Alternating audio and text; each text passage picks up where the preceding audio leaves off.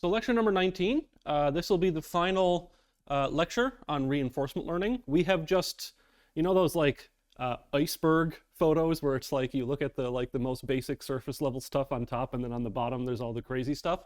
We are like even above the tip of the iceberg when it comes to reinforcement learning. But I think temporal difference learning and ending with an assignment on Q-learning and SARSA is a nice place to finish up, because this course is all about an introduction to a bunch of things, but not getting super deep on any particular one. So today we're going to briefly mention on versus off policy learning. We'll talk about what temporal difference learning is, and then introduce SARSA and Q-learning, which are an on policy and off policy temporal difference learning methods. And it might sound a little complicated, but it's not going to be that bad. And at the end of the slides, I'm going to present assignment 5. Assignment 5 is conceptually a very simple assignment. It's probably going to be around the same amount of work as assignment 4. But because of the I can't assign any work to you within the last 2 weeks of lectures, I need to get this in today, because tomorrow is actually when the last 2 weeks of lectures start. So that's why I'm jamming the lecture and the assignment into the same thing. So apologies if I speak slowly, but you can just, or if I speak quickly, but you can rewind it or whatever if you miss anything. And just to let you know that this is in the textbook, and I highly recommend reading the textbook for the exam. And again, nothing will be on the exam that wasn't in the slides, but the textbook will, of course, give you a more detailed explanation of a bunch of these things. So first, let's talk a bit about on-policy versus off-policy learning.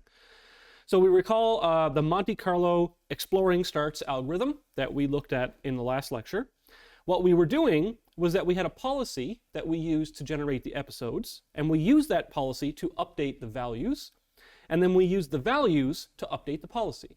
So we took our policy, we did out an episode, we updated the values based on the return of that episode, then we took the values and we did greedy selection or epsilon greedy selection or whatever to update our policy. So in this, we are improving the same policy that is used to make decisions and guide the learning, right? Because we took an action from the policy to generate the episodes, and then we updated that same policy. And when we're doing everything with the same policy, that's called on-policy learning. Really, really easy definition. Off-policy learning methods use a different policy than the one that is used to generate the data. So for example, if we were learning an optimal policy, but we were using, say, random actions or some human replay data or something like that, that would be considered off-policy learning, because we're not using the same policy that we're updating to actually drive the episodes that we're using to learn. So this was the function that we looked at, which is Monte Carlo policy iterations, where essentially we did this generalized policy iteration where we generated an episode based on the policy, and then we updated that same variable for the policy, right? Whereas off policy, we would do something like this. Let's say we were doing Monte Carlo, but all of our actions that we used to generate our episodes were just random actions, right? And so if we did that, then we would not be taking the actions from the policy to update the policy. We would be taking actions from somewhere else. And whenever that's happening, that's called off-policy learning. So that's a really easy exam question. What's the difference between on-policy or off-policy learning? Given this algorithm, is it on-policy or off-policy, and why, etc. So on-policy updates the same policy that's used to generate the actions to do the episodes or the learning. Off-policy updates a different policy. Pretty easy. So the not quite intuitive, or it doesn't leap off the page at you, the main difference here is that on-policy learns a policy that takes the exploration into account. So for example, if we're learning using epsilon greedy to guide the actions, then on-policy learning will learn a policy that takes those epsilon greedy actions into account. It thinks that the randomness is still going to happen, and it bakes that into the policy. We'll see a very clear-cut example of this later in the slides. I have an illustrated example of that. Off-policy learning can have worse online performance, meaning while the training is going on. So while you're doing the training and you see the line going up, on policy typically does better in that phase, but the resulting policy that you get after the learning has completed is typically better with off-policy learning. And we'll see why that is in a bit. So on-policy control methods. In on-policy, the policy is generally what we call soft. So this is another definition. And a soft policy means that the chance to choose every single action is greater than 0, right? So if we have something like epsilon greedy, that will be considered a soft policy because there is a non-zero chance of choosing any of the actions at any given time. So this means that the policy, so the chance that you choose an action at a given state is greater than 0 for all states and all actions. As it learns, the policy moves toward a deterministic optimal policy. So one example that I just said of on-policy methods is to use an epsilon greedy policy to select actions, and that would be considered a soft policy. So now we can see something like this, epsilon greedy on-policy control. Now you know what that is, and you can answer questions about this. So with probability epsilon, choose a random action. With probability 1 minus epsilon, choose the greedy action. Pretty easy. So in an epsilon greedy policy, non-greedy actions, those are the ones that you would choose randomly, have probability epsilon divided by the cardinality of the set of all actions. So that's the number of actions that you have, right, of being chosen. And that means that greedy actions have probability, well, okay, why is this different than this? Well, if you think about it, and I think I've mentioned this in a previous lecture, that not only do we have the chance of choosing the greedy action as 1 minus epsilon, but we've also got the chance of choosing it randomly, right? So I'll have a numerical example of that in a bit. And so this is an example of an Epsilon-Soft policy.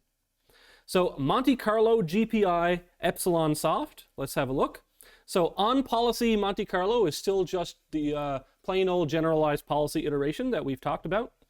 So we use first visit Monte Carlo to perform policy evaluation and estimate the current policy. Without exploring starts, if we simply make our policy greedy with respect to QSA, we never explore. So that's why exploring starts is often used with Monte Carlo, because again, one of the downsides of learning is you need a bunch of data, right? You need a bunch of samples. And if you haven't visited a state action pair before, you might as well be taking a random action from that spot. So Epsilon-Soft on policy methods ensure that exploration occurs and that all state action pairs get visited. Why? Because if it's soft, it means that we do have some chance of taking all actions at all states. And so eventually exploration is guaranteed. However, the policy that we learn is now only optimal within all Epsilon-Soft policies. But in practice, that's still pretty good, but we'll see the downside of that in a bit. On policy optimality. I know I'm using the word policy a bit, so it's starting to lose meaning to me in my own head, but hopefully you're still following along. So on policy methods, update the policy with the randomness of that epsilon greedy included. If the environment has hazardous features with strong negative rewards, epsilon greedy will encounter them, right? So we'll show this example in a bit of something called the cliff. It really illustrates the difference here between on policy and off policy. But basically, if there's some hazardous thing that you would like to avoid, while you are exploring, you're going to encounter that thing, right? You've got to try the bad actions and the good actions when you're exploring. So this can result in a policy that can be overly cautious and not globally optimal. And we'll see that in a bit. So here's the algorithm. On policy, first visit, Monte Carlo, Epsilon-Soft. So we initialize, we have some initial value for all of our state action pairs. Let's set those to 0, for example. And we might start with an initially equiprobable random policy. So select all of our actions with the same probability. Then repeat, generate an episode using some policy. For each state action reward pair in or tuple in the episode, get the return, so calculate the return, which is the sum of all the rewards following the first occurrence of the state action pair in the episode. Then you apply any of the update rules that we've used so far, whichever one you want to do. Then for each state in the episode, here's where we do the policy update. We take the A star, which again, apologies for overloaded term, this is just the best action that we've seen so far. So that's the greedy action, which is the argument that maximizes Q S of A. Then for each action, how do we update our policy? Well, the greedy action gets that formula, right? And the other actions get their random probability of being chosen. So here, I'll have a numerical example of this where we step through, so I won't give the example, but this is just saying, okay, what is my probability of choosing those actions given these values? And we went through an example of that last time. Now we're baking in the epsilon greedy into the actual policy itself. So this is what we'll be using for our assignment. I know you're sick of grid worlds, but here we've got 4 actions, up, down, left, and right. So here's an example calculation given, this is sort of like what we'll be doing on the assignment, but not exactly, but we'll get to that once we get to the assignment. So for each state in the episode, we just went over this, so I'm just putting this up here as a repeat from the last slide. But here's a numerical example. So say we've got epsilon equal to 0.1, so we have a 10% chance of selecting a non-greedy action, and the number of actions is equal to 5. So what is my chance of selecting any individual action randomly? You can just shout it out. 10% divided by 5. 2%, thank you.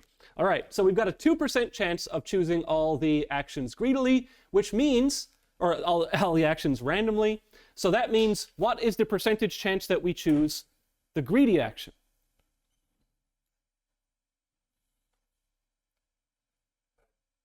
In the back? 92%. How do we come to that? Because we have a 90% chance of choosing the greedy action, plus the 2% chance that we chose it randomly. That's it. It's just that simple. I know the formula looks a bit complicated, but that's it. So let's have a look. Let's say our QSA values at any given time are these. We've got one maximum here, right? This 20. And so A star, which is the index of the maximum action, that's 1. And so every probability is going to be 0.1 divided by 5, but the greedy one gets added that 1 minus epsilon, which is 90, right? So in the end, what we get is, this is our policy at this particular state. We're going to take the greedy action 92% of the time, and we're going to take all other actions 2% of the time. And I'll just say it, there will be a question on this on the exam. And so what you can do on the exam is you can add up all these numbers, and if they don't sum to 1, then you know you're not correct. It doesn't mean that something that sums to 1 is correct. It just means that you can identify incorrect answers because they don't sum to 1, because our probabilities have to sum to 1.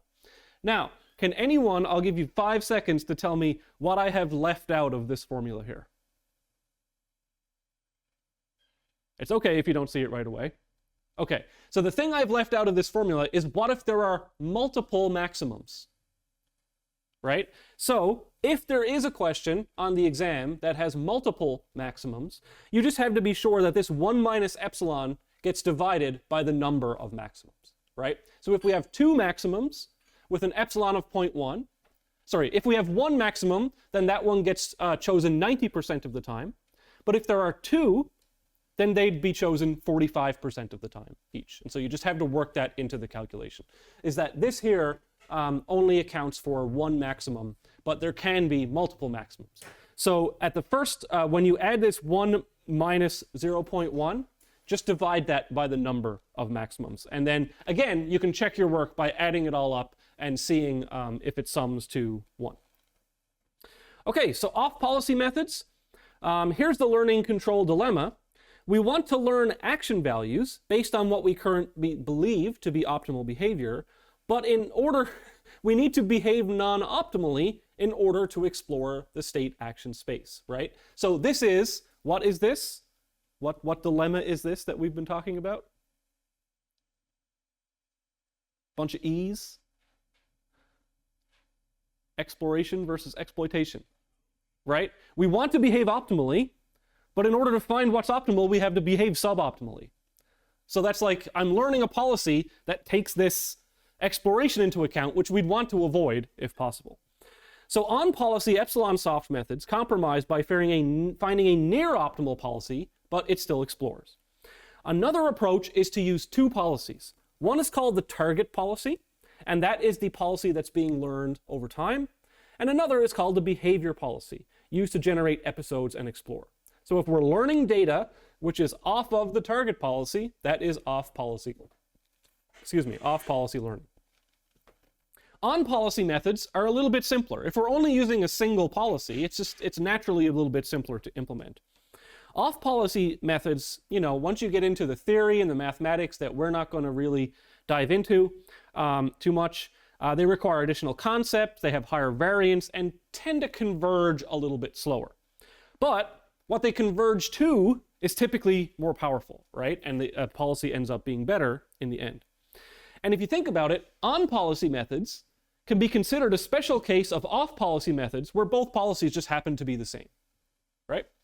So that's on versus off policy. And now what we're going to do is talk about temporal difference learning and the two probably most famous, at least early on in reinforcement learning methods. And these are chapter 6 in the reinforcement learning textbook, if you want to read that before the exam. So temporal difference learning was one of the central ideas of reinforcement learning, and this was, all the rage and the hotness 20 years ago before we got into all the deep learning stuff, but it's still based on the principles here that we're talking about with temporal difference learning. And what it's going to do is it's going to take the good parts of Monte Carlo and the good parts of dynamic programming and combine them both into a single idea. So like Monte Carlo, TD, I'll just be saying TD from now on for temporal difference. TD methods learn directly from experience, so they don't need a model of the environment, which is great, because that was the big downside of dynamic programming.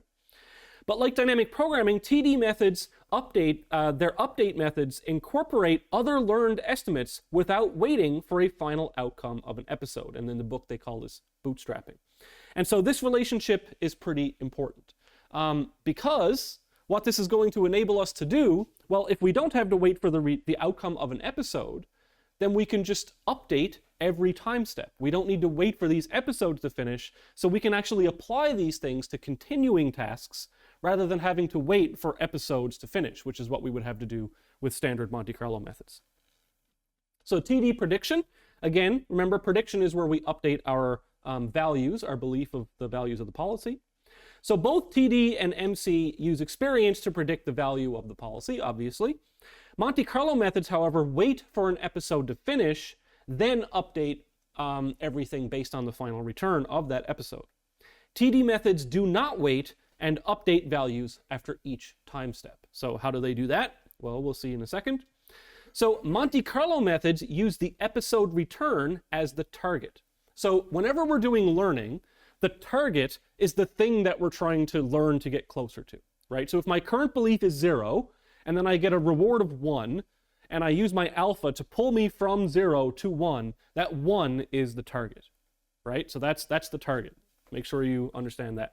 So this first term here is the target, and that is the return, okay? So we calculated the return following the first appearance of the state action pair, and then we updated based on this formula. TD, on the other hand, instead of using the return, uses the reward that we just obtained from this time step plus gamma times the value of the next state. And this looks wildly different, right? How can we be sure that the math works out if we're using this wildly different target? Well, we'll get to that in a second. So TD updates immediately after taking an action, transitioning to the next step, and receiving the next reward. So TD's target, meaning this was the target up here, right? So Monte Carlo uses the return as the target. Temporal difference learning uses this value as the target. So the target is the reward plus gamma times the value of the next state. And this is called TD0, or one-step TD. In the book, if you continue on reading, we're not going to get into this, but there is this parameter that goes in here for that 0, and it's called lambda. And the variation of lambda is like how far into the future, at future states do we end up looking, but we're going to stop here at TD0 because we've got to stop somewhere, and this is a good as any place to stop. So tabular TD0 for estimating the value of a policy. So we've got some input policy, V of S is the initial value for each state. Then we're going to repeat forever for each episode. Initialize the starting state for an episode. Repeat for each step of an episode. So I'm saying here, for each episode, for each step of an episode, starting state of an episode. The cool thing is, you can use this method now with episodes or with continuing tasks. So if we have a continuing task, instead of saying for each episode, we just say for each time step. And that's what we're going to do for our assignment. There's no longer episodes. We're just going to keep going. But the same pseudocode still works. So A is the action given by the policy for the state. S prime is the resulting state if we do the action at that state. R is the reward that we get from doing A at S. And then we just say, okay, the new value of the state S is equal to the old value plus alpha times the reward plus whatever our gamma is times the value of that next state minus the value of the current state. And then we set the state equal to the state that we just generated for the next iteration. Okay, so TD uses next state value in the episode. But how can we just do that, right? Well, if you've been paying attention to the math, which may not be completely obvious, let's have a look at that math now. So, what is the value of a state given a policy? Well, it is the expected return of that policy, right? Which is, well, what is the return? Well, we looked before with the Bellman equation. The return is equal to the reward plus gamma times the return of the next state, right? But the return of the next state is just the value of the next state, right? Because the expected return is the value. That's what this says up here. So this is equal to the expected value following a policy of the reward that I just got plus gamma times the value of the next state. So they're actually the same thing. They're just phrased differently. But the cool thing here is that we don't need to wait for the full return of an episode. We can just do this action by action by action. And we end up, like, eventually at the same math. So Monte Carlo methods use 1 as the target. They use the return as the target. And dynamic programming and TD methods use this one as the target. So that's pretty neat. So TD combines MC sampling with the dynamic programming update. So that's really cool. I think the math all ties together, and now we can get this neat formula. Now I need to take a swig of water before I get to the next. This is straight from the book, and I like this example, and I know that 90% of you aren't going to read it, so I'm going to read it to you, okay? So this is an interesting example which drives home part of the difference between Monte Carlo methods and temporal difference learning methods. Don't start reading it yet on your own, because I'm gonna literally just read this out. So each day as you drive home from work, you try to predict how long it will take to get home. When you leave your office, you note the time, the day of the week, the weather, and anything else that might be relevant to your estimate of how long it'll take to get home. Oh, it's not that bad, I hope. As you reach the car, it's 6:05, and you notice it's starting to rain. Traffic is often slower in rain. So once you see it start to rain, you re-estimate that it'll take 35 minutes from then for a total of 40 minutes. So you've identified something at a particular state, and you're going to update your value, your prediction, to think how long it's going to take to get home. 15 minutes later, you've completed the highway portion in good time. So you speeded along the highway. As you exit onto a secondary road, you cut your estimate of total travel time to 35 minutes. Unfortunately, at this point, you get stuck behind a slow truck, and the road is too narrow to pass. You end up having to follow the truck until you turn onto the side street where you live at 6:40. 3 minutes later, you are home. So your sequence of states, times, and prediction is down here in this. And I know this is a little bit hard to read, so I'll read it out for you again. So when you were leaving the office, the current elapsed time of this episode, if you want to call it that, is 0. You've just started your trip. You predict that you have 30 minutes to go. And so your total predicted time to go from the start to the end is 30 minutes. Then you reached the car 5 minutes later and you saw that it was raining. So now you predict, okay, well, if it's raining, I have about 35 minutes to get home. So that means 5 plus 35. So my new updated prediction is 40 minutes. When I'm exiting the highway at 20 minutes total, well, wow, I made good time, so I only have about 15 minutes to go. So now my predicted total time is only 35 minutes. Then I'm behind a slow truck after 30 minutes, so I've bumped up my estimate again. So now I've got 40 minutes total as my predicted time. And now when I get on my home street, I know it's going to be 3 minutes from then. So 40 minutes have gone. I've predicted I've got 3 minutes to go. So my predicted total time is 43. And when I get home, the time was indeed 43 minutes. Okay, so that's a lot of words just to get to this graph. On the left here is what's happening with Monte Carlo. With Monte Carlo, we wait for the whole thing to finish, and then we just take the final return. So we take that final 43-minute value, right? And then what we do, for each action at each state along that episode, we just pull all the predicted values toward that return that we got, which was 43 minutes. We don't actually make any of those individual considerations at each state action. We just update everything after the episode has finished. But temporal difference methods do incorporate those. So at each step, when I was leaving the office, I thought that I had 30 minutes to go, but I saw that it was raining.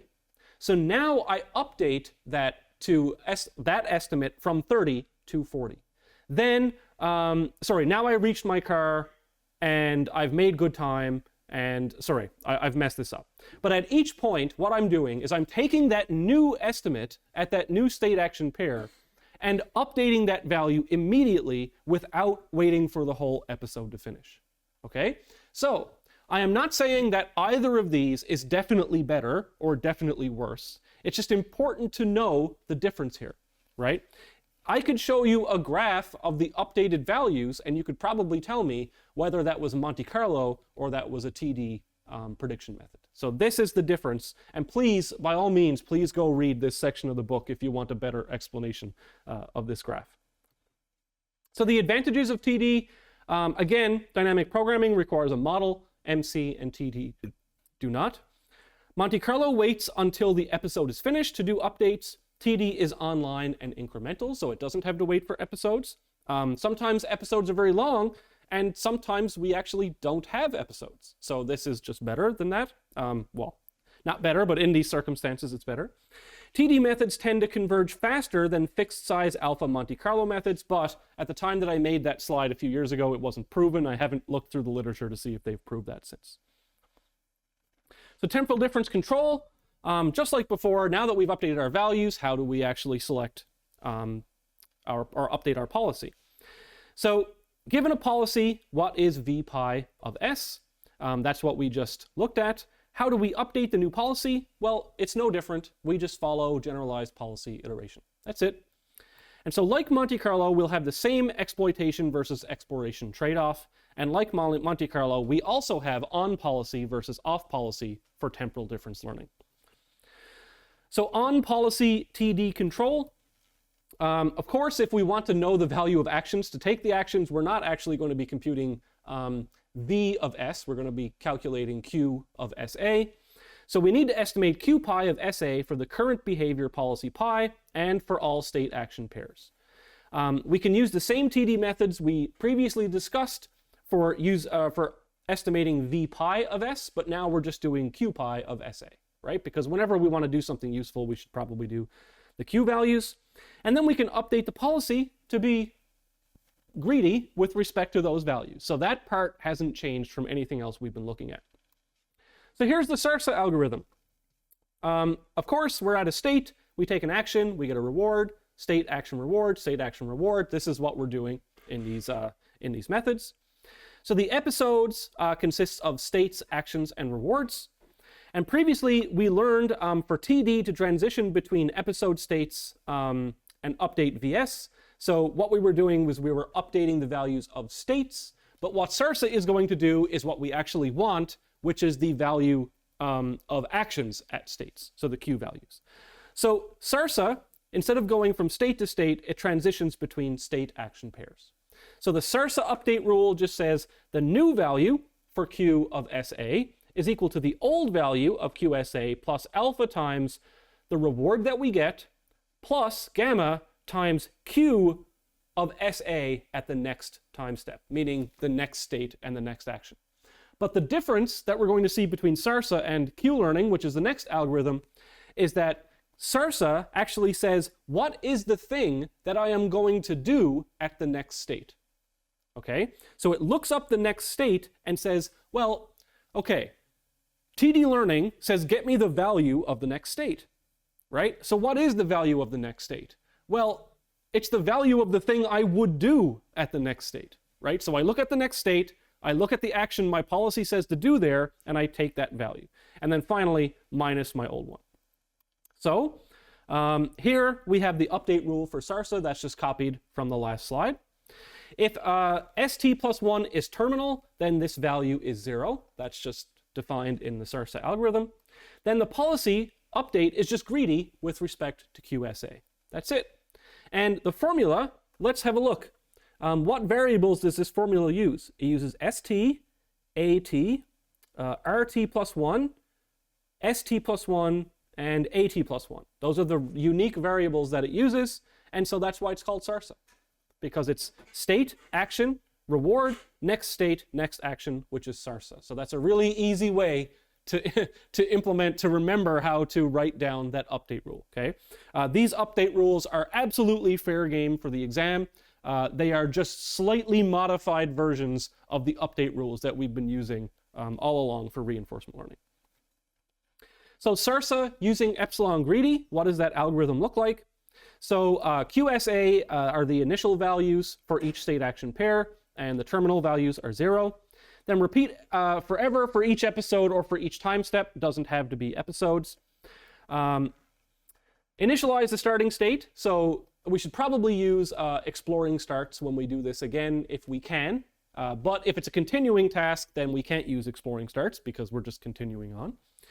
So the action is to choose whatever action our policy says to do at S using epsilon greedy. And what QS colon means is just like consider all the actions at state S.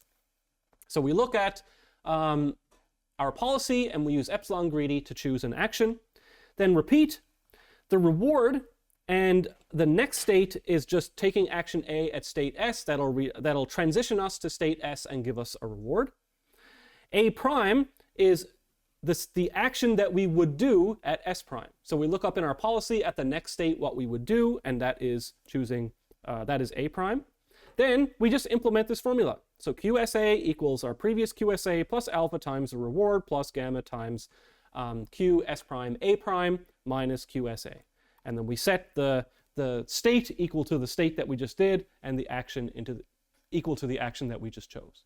So very, very similar to the previous algorithms, but we could do this with or without episodes now because it's updates at each time step rather than after each episode.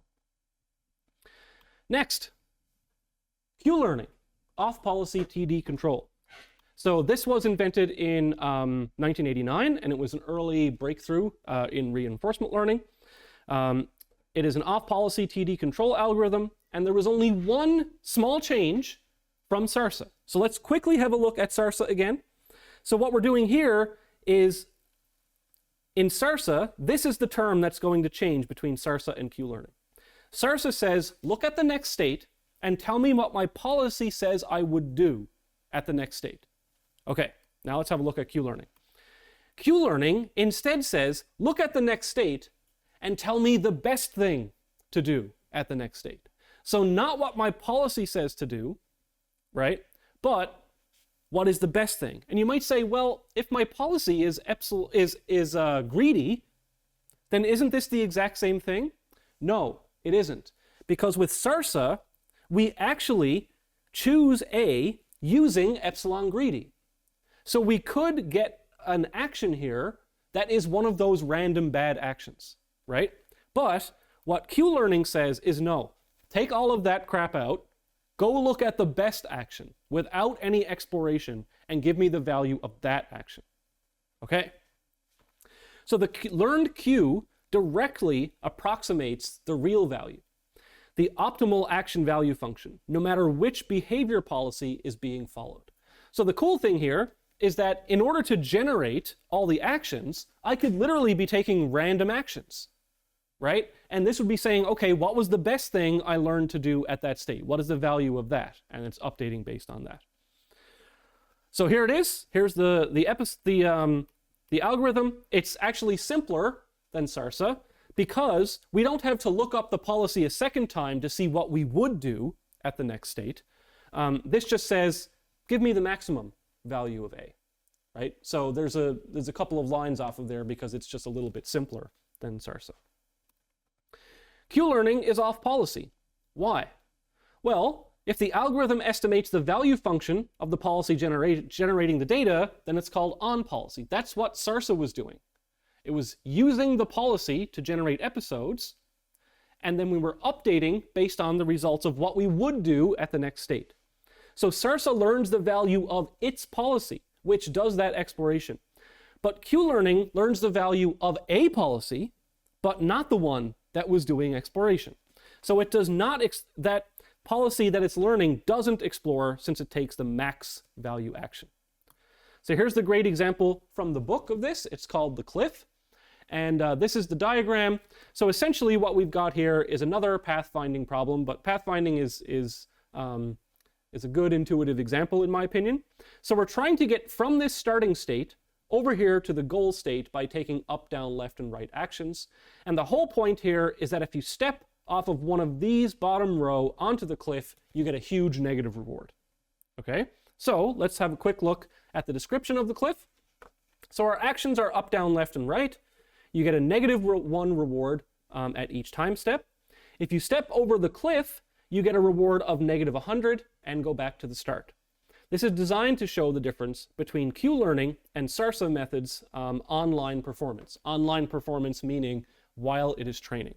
So what's going to be happening here? Well, when SARSA learns, let's say SARSA is currently here, and we've chosen to go to the right, okay? When SARSA goes to update its value, it uses that Q of S prime A prime. So it actually looks up, using epsilon greedy, what is the action that I would do at the next state? So some of the time, what's going to happen is that we've chosen the action of going off the cliff to update our values, right? Because that's actually the thing that's guiding the policy of SARSA. So we're generating these episodes using the same policy that we're updating. So here, these values, well, if sometimes I'm taking the value of stepping off the cliff, then the resulting value that I've updated is going to be very, very low, right? But if I'm up here, the probability of me stepping to the cliff from up here is actually pretty low. So the value updates for SARSA up here are actually going to be higher than the value updates for down here. So what SARSA is going to do is probably take this safe path around the cliff, because if it does that, its values are going to be higher because it's not stepping off onto the cliff or off of the cliff. Whereas Q-learning, let's say Q-learning was right here, Q-learning says, look at the value of the best action at this state, which certainly is not going to be stepping off the cliff, right? It's going to be moving to the right. So Q-learning is always going to be taking that path that goes right along the cliff, right? But if you think about this, what's going to be happening to both of these algorithms as you are training them? Well, SARSA has learned to take the safe path. So during the training, SARSA is not falling off of the cliff. But during the training, you are going to be taking epsilon greedy actions. So you are going to be taking those even when you're doing Q-learning. So Q-learning is learning to go right along the cliff, but then when you generate your next action, it's going to step off the cliff sometimes, right? So the interesting thing here is that during training, you might look at the sum of the rewards. This is how you train, right? You look at the rewards that you get over time and you say, oh, this algorithm is better than that algorithm. And look, because SARSA is learning to stay away from the cliff, its rewards during training are higher because it's stepping off of the cliff less often. Q-learning, geez, it's got like half the reward, right? So you're saying, okay, well, Q-learning is just worse. So why would I use Q-learning? Well, the whole point here is to demonstrate the online part of it. So if you once you've done your training, you stop, you take that policy, then you evaluate the policy. Q-learning is no longer doing any exploration because it's no longer training, it's just got its policy. So if you had a second graph, which is actually follow both policies without exploring, well, SARSA is still going to be taking that safe path, but Q-learning is going to be going right along the edge of the cliff, right? So the online, while you're learning, that graph can be deceptive for that reason. So that's an important concept if you actually do any actual reinforcement learning. And I actually had this happen. So I had a master's student a few years ago, and we were using Q-learning, and we were comparing Q-learning and SARSA. And this is the graph that we got. And I was like, well, I guess we should take the SARSA. I had forgotten about this. Is like the second year that I taught this. And then when we stopped the training and we took the values of both, I was like, oh yeah, I literally just told students not to do this, and then I forgot it. So hopefully you remember it. So Q-learning learns the values for the optimal policy, which travels at the edge of the cliff. This results in sometimes falling off the cliff in training because we're closer, right? Because of the epsilon greedy action selection. SARSA takes epsilon greedy action selection into account and learns the longer but safer path. So on policy learns the values of the policy that guides it. Even though Q-learning learns the values of the optimal policy, its online performance is worse, right? So be careful when you're looking at training over time. So Q-learning, what we have learned here is this tabular form of Q-learning. Tabular meaning we have a table in which we can store the values of all the state action pairs, right? We're going to go in a little bit in the next couple of lectures into talking about neural nets. And more modern deep learning, or at least the first version of deep Q-learning, said, okay, well, before neural nets became the new hotness in like 2012, people were saying, well, how can I actually represent environments? How can I keep track of state action pair values for environments that have way too many states than I have memory? And so this was one of the big breakthroughs. Is like, oh, you don't need to use a table. You can use a neural network to keep track of those values, or to keep track of the policy, or both, depending on the flavor. But instead of using a table, we're using a neural net to keep approximations of those values. And so that's the big difference here between like deep Q learning uses a deep neural net, which we'll learn about, to store those values instead of this. So exam questions, and again, not limited to this, but a good idea for a study guide. What does it mean to be off policy versus on policy? Why is SARSA on policy, but Q-learning is off policy? Explain the behavior of the cliff example. What are the good parts of both DP and MC that TD borrows from? And of course, the SARSA and Q-learning algorithms. And additionally, you may have to perform some update rule or give the pseudocode for the method. Okay, so that's where we're going to stop with the reinforcement learning for the course. Hopefully you enjoyed the reinforcement learning. And now I'm going to jump right into the assignment. So the assignment, yes, another grid. Sorry, but it's just too good of an example to pass up. So I'm going to zoom in on this a little bit. And so here we've got, I'll zoom in really close as necessary. But what we have here is an environment in which we have a few different types of tiles. So let me zoom in here. So here we've got 3 different types of tiles that we can see. We have white tiles on which the agent can move around. And if you right-click on the environment onto a white tile, you place the agent there. So the agent is on a single state. And what we're going to do is we're going to take an action. We're going to see the reward that we get from that action. We're going to update the values of our policy, and then we're going to update the policy using Q-learning. So you can step on the white tiles.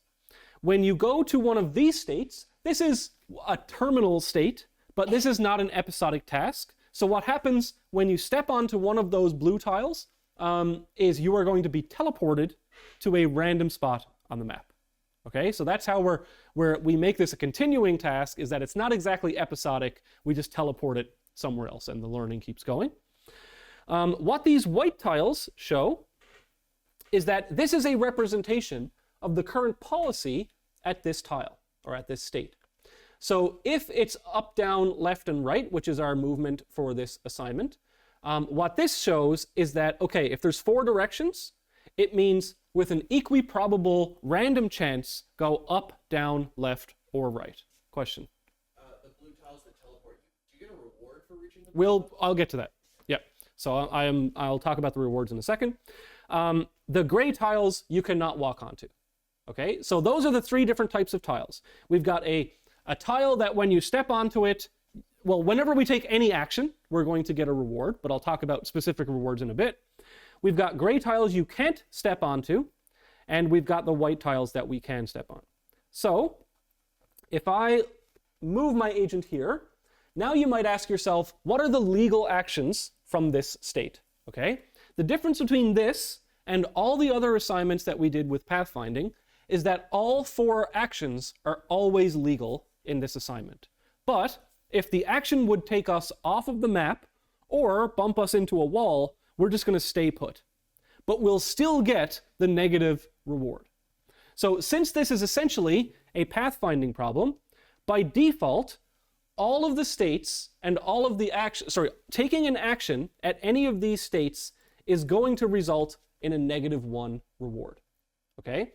And by maximizing the sum of -1s, we are going to be minimizing the distance traveled to get to one of these terminal nodes. So, to expand on that a little bit, and we'll see this in a second, is that in the environment, I have encoded the reward that you get from stepping onto a tile, right? So, in actual fact, like we've been talking about with all the reinforcement learning, the reward that you get depends on 3 things. The state that you came from, the action that you took, and the state that you arrived at, right? But all we're considering here in this assignment is the state that you arrive at.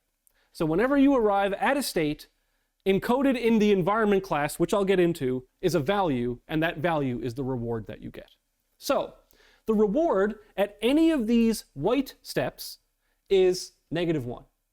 And the reward that you get by default from any of these blue tiles is 0. Okay? So let's just have a look down here at the debugging information that I've printed out for this assignment. There we go. So let me pull this one down here. So down on the bottom, in order to help you debug and see if your stuff is actually working or not, I'm printing out the reward value for a state, your current QSA values, as well as your current policy values. And you can left click anywhere to see the values of a particular tile. So here I'm clicking, you can see the X and the Y values change. So if I click right here, so this is X value 3, Y value 9. The reward for reaching this tile, so if I reach it from here, or from here, doesn't matter. When I get to that state, no matter where I was, I get a -1 reward, okay? My values at this state currently, well, I haven't done any learning yet, so the initial values that I've put in for every state are just 0. So we'll keep them at 0. And my policy, as you can see, is 0.25, 0.25, 0.25, 0.25. So I've set them up to be equiprobable random for each state. Now what I'm going to do is, okay, my agent is here. I'm going to come up and I'll explain the UI in a little bit. I'm going to click this. No, I'll explain the UI now. The variables. So here we've got all the different variables. As normal, I've got a bunch of different environments here, a mini environment, tiny environment, whatever the difference between those is, large environment. So you can do learning in these different environments. Let's go to the mini environment for a second. I've got a mouse mode here, so I can, right now, left clicking on a tile just prints the values down here. If I change this to insert wall, then I can change the environment by inserting a wall. I can clear a tile. I can insert a terminal tile. I can set the reward of a given tile if I want to, like I can change this reward to 5. And then whenever I get to, if I click this down here, now then the reward has been changed to 5 down here. As well as, so by default, right-clicking moves the agent, but I can set it here to left-click move the agent for Mac users who don't have a good right-click option. Then I have all the values for the actual update rule. So I have my alpha value, my epsilon value that we're going to use for epsilon greedy, my gamma value, let me actually zoom in on this, and the number of iterations. So if I, for example, reload, I can do a single iteration of learning in which I choose an action to do and it moves me around, or I can click toggle iteration. If I click toggle iteration, it'll do this many iterations 60 times per second. So if I click toggle iteration, it is taking 60 actions per second. But if I bump this up, it'll do 1,000 60 times per second. So let me turn off toggle iteration. So what you're looking for is something like this in the end, where you see that the policies have been updated to essentially point toward the closest terminal state. Right? So this is what this is. This one is pointing directly towards the terminal state. Sometimes we have more than one. So this says you can go left or you can go up. This one says you can go left, up, or right, because it turns out 1, 2, 3, 4, 5, 1, 2, 3, 4, 5. So you can get to either of the terminal states in the same amount of time. Okay, so that's the UI. Let me reset, and we will zoom in down here. So I'm going to put this here, and then I'm going to click single iteration. All right, now let's zoom in and see what has happened. So my agent was here, and I clicked single iteration. And within a single iteration, what we do is we look up an action in our policy, we carry out the action, we get a reward and a next state, the agent goes to the next state, and then we update our values, and then we update our policy. So let's see what happened. So by default, just remember, this is what stuff looks like. -1 reward, everything is 0 value, and everything is 0.25 for the policy. But now if I click on this one, it turns out that, okay, I got a -1 reward from going to the right. So this is the value of going to the right at that state. It's -0.1. Why? Because my alpha is 0.1. So every time I get a new example from this state of going right, I will update with that -1 reward if I've reached -1. And then what I've done is I've updated my policy. And the policy wants me to do with equiprobable chance of every maximum valued action. So because here, in this particular example, we're getting negative rewards for each of our action, it means that, okay, I've gotten one negative reward from doing an action at this step of going right. And so now, next time I'm at that state, I'm going to be equiprobably choosing from all the other actions. Why? Because they all still have a value of 0, whereas this one is -1. So what I'm going to do in my code is I look over all the values, I calculate the maximum, then I see how many of them have that maximum value, and then for each one that had the maximum value, I update its policy to be, well, for example, there were 3 maximums here, so this would be 1/3. So now what I'm going to do is I'm going to manually place the agent back there, and I'm going to come up and I'm going to hit single iteration again. This time I chose left, and so if I click here to look at the values, now left also has a value estimate of -1. Therefore, there are only 2 maximums left, and so each of those got updated to be 0.5. That's it. That's the whole assignment.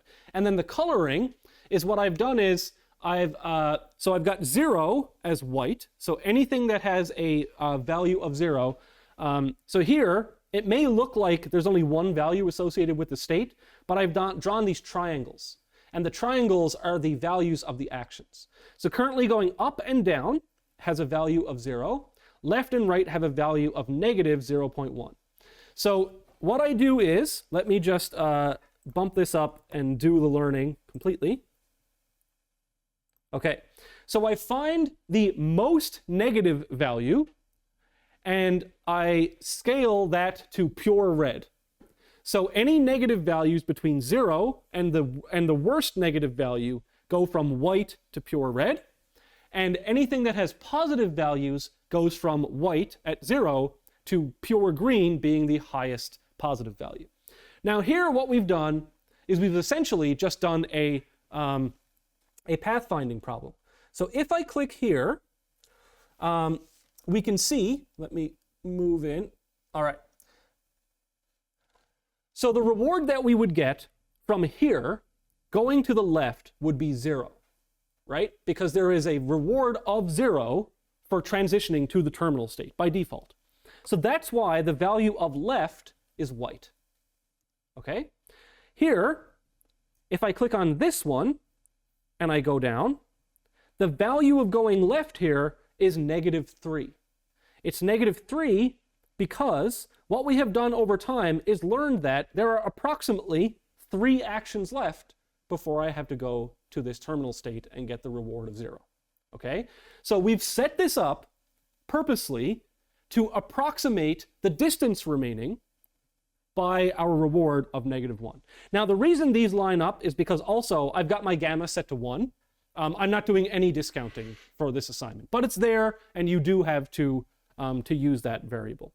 But that's essentially what this does. But what I could do, for example, is let's say set the reward of this one to 5. So I'm going to set the reward of that one to 5. What does that do? Intuitively, within this problem, what this is essentially saying is that I would prefer to go to this one so much that I'm willing to travel 5 spaces more to get there. Okay? That's because my negative rewards of -1, and this will give you 5. So if I keep learning, you'll eventually see that happen. And what happens now? Well, let me put this up a little bit more. I'm trying to unlearn stuff, so let me bump up my alpha a bit. Bumping up alpha and bumping up epsilon is actually a great way to learn faster. Okay, so what this is saying now, look at this. This guy here, who's closer to this one, what is the value here? So let's go down. Oh no, I've got the wrong thing selected.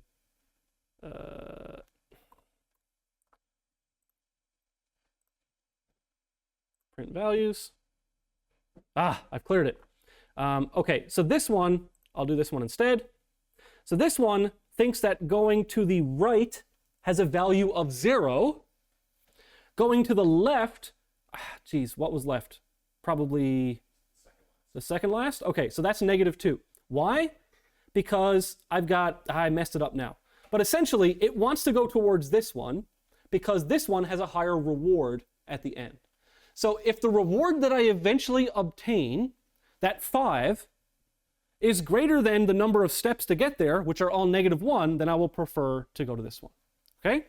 So even though, no, this isn't the most like entertaining example, it's just pathfinding, it still illustrates all of the main values or the main concepts of reinforcement learning. But let's now illustrate why an alpha of 0.1 is so cool. Let's do some learning on this one. Okay, so this is the large environment. Now, let's just keep it learning, right? So now let's say I've learned for like 1 trillion time steps, right? If I was using the average update rule, and let's say while it's learning, I'm going to insert a new wall. So I can no longer go through here. Because we are using that alpha value, which handles more dynamic environments, right? They're no longer static distributions, it has changed. Then in real time, it has learned that, right? So I could put some walls here, it'll learn to go around them. A little bit more dramatically, I could put a new terminal node down here. You see how long that took to learn? Watch this. If I reset, so let me go over here to, let me reload. Come on, reload. There we go. If I go back to the large environment, and now I bump up epsilon, so I'm going to do more exploration. So I'm going to learn it, toggle iteration. Okay, now it is learned. Now I'm going to keep it learning, and now I'm going to go to insert terminal. Now watch this. I'd say that took about a third or a half the time, right? The reason for that is because if I do put in a new terminal state, what has to happen? Well, some of my paths may take me through that terminal state, right? Like just because it was through a previous path. But in order to learn the new values, we have to explore, right? So if I put a new thing in after I've already learned, I need to explore in order to say, okay, this is a new good thing that I should do. And the exploration is guided by epsilon. But look at this. Let's put epsilon all the way up to 1. Oh, sorry, I didn't want to put alpha up to 1. Let's leave alpha at a half. Put epsilon all the way up to 1. Oops. Even if all we do is take random actions and observe, we still learn the optimal policy by doing random things, right? Now, in the real world, if you're trying to train a Roomba, you probably don't want it walking over the dog poop, right? Like, you don't want it to do random things or jumping off of cliffs and stuff like that. But in simulation like this is the cool thing about off-policy learning, right? Is that we can learn the values of things by not, yes, we have to do those things, but we could end up doing them randomly, right? So that's really neat. Okay, so now, oh, and the only other thing here, down here, is, let's bump this up. This graph down here essentially just shows you if you're learning or not. So every time we hit a terminal state, I start counting from 0, and I count the number of actions it took you to get to a terminal state. And at the beginning, when your policy sucks, that's going to be really high, and it's going to go down. But that value doesn't mean anything, because that value depends on the shape of the environment, etc. But if you're going down, that's good. But if instead I bump up epsilon all the way up, and then I do the same thing I just did, this isn't really changing. Why? Because we're always exploring still.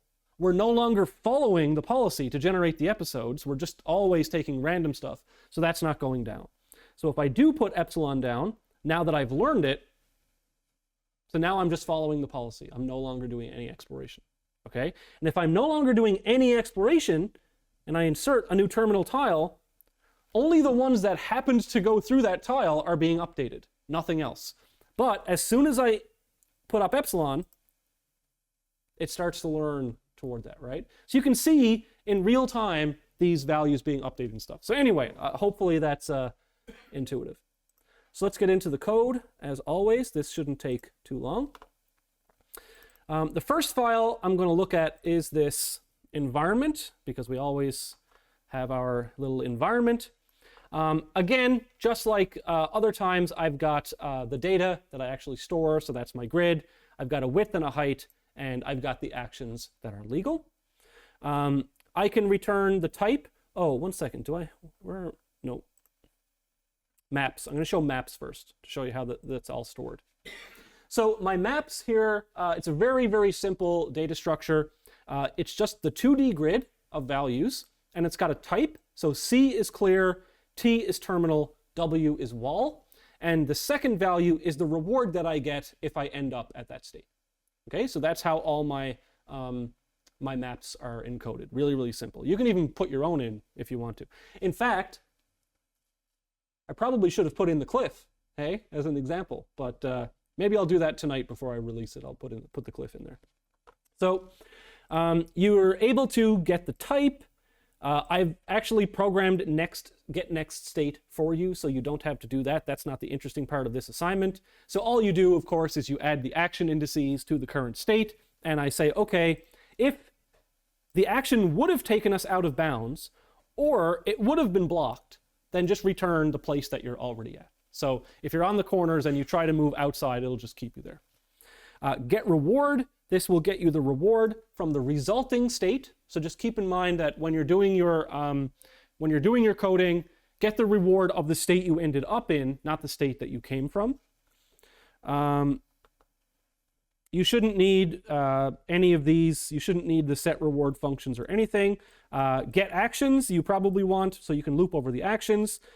I don't think you'll need is out of bounds. You may need is blocked or is terminal, but all the functionality is there for you to work with the environment. That's pretty intuitive.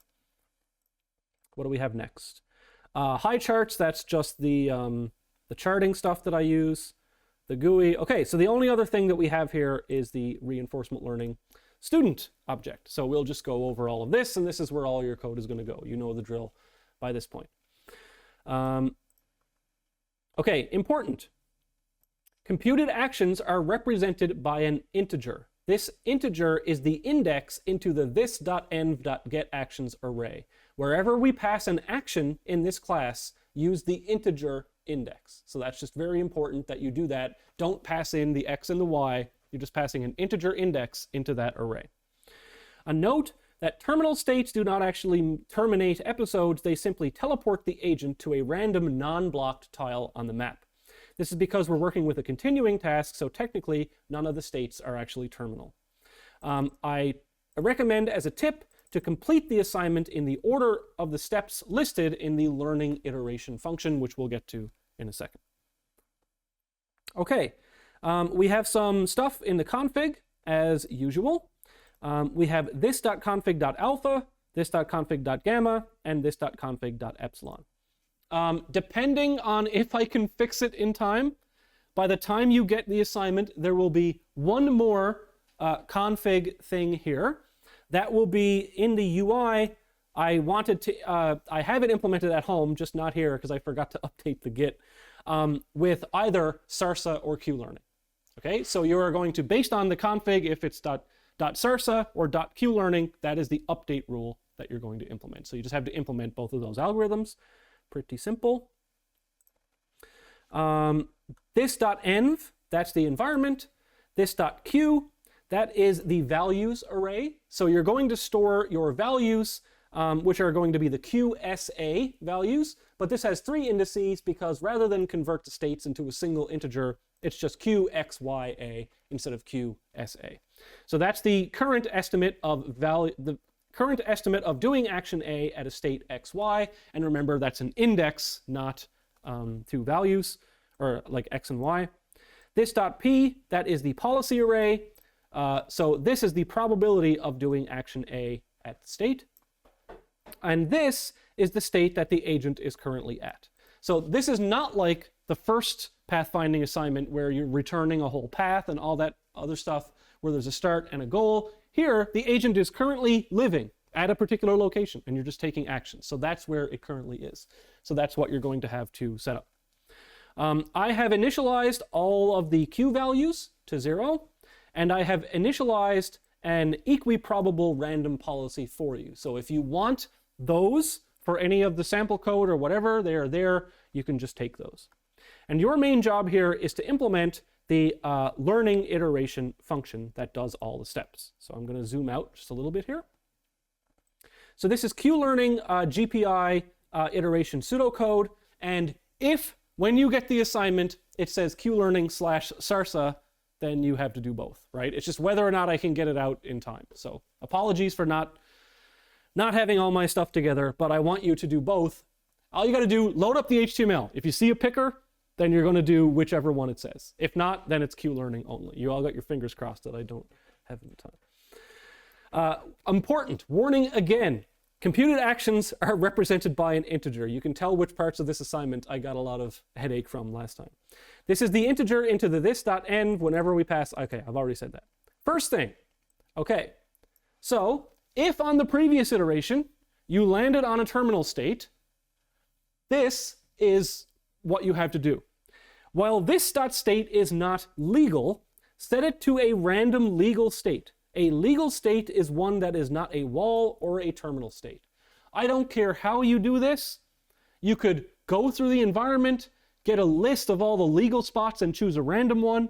You could also just generate a random tile on the map and test it and iterate and just keep going if you don't find it. As long as you're teleporting to a random legal spot on the map, I don't care how you do it. You can use this .env.isTerminal to know that if you're currently on a terminal state. All right, now the first actual learning thing to do is to select an action A to perform from our current policy. This will be stored as an integer index of the action. And that will be done in this.select action from policy. All right, here is that function. Select action from policy, we give a state. So this is the max value action index. I've just included that for you, and the fact that you're returning that to really drive home the fact that actions are indices, okay? Choose an action based on epsilon greedy and the probability stored in the policy. PXYA is the probability of selecting action A. Choose randomly from all the actions which have the maximum probability and return its index. So, an important thing to note here is that in this assignment, just to make it a little bit easier on you, we're not storing Epsilon-Soft policies. We are storing the policy that I showed in the demo, where it can be 0.5, 0.5, 0, 0. So for that example, let me just say, I'll write this down. So 0.5, 0.0, 0.5, 0.0. So what you're going to do here, first, you're going to generate, you're going to test whether or not the epsilon has fired, right? So you're going to generate a random number between 0 and 1. If that's less than epsilon, then what you're doing is selecting a random action. If it's not less than epsilon, then you're choosing randomly between indices that contain the maximum value. Okay? So if epsilon doesn't trigger here, and we're selecting one of these, then I would have an equal chance of selecting between this one and that one. However you choose to implement that is up to you. Okay? But just realize that Epsilon-Soft, it's not like the example in the slides, where it was 0.02, 0.92, 0.02, 0.02, 0.02. Just to make it easier on you to not have different values in here, we know that because of the way we've done it, everything in this array is either going to be a 0 or the same other value, right? So that will help you to do this a little bit easier. All right, so that's what you do here, and then you just return the one that you happen to choose. All right, so that was step 2. 3, calculate the next state by doing that action at state S. So that's just, I've already coded that, you just call that function with the correct parameters. 4, get the reward from doing A at the state from the environment. The reward that you get is the reward value of the next state, and that's just this.env.getReward. Then you update the current Q value based on the Q-learning update rule. That is going to change to say whatever the config says, whether it's Q-learning or SARSA.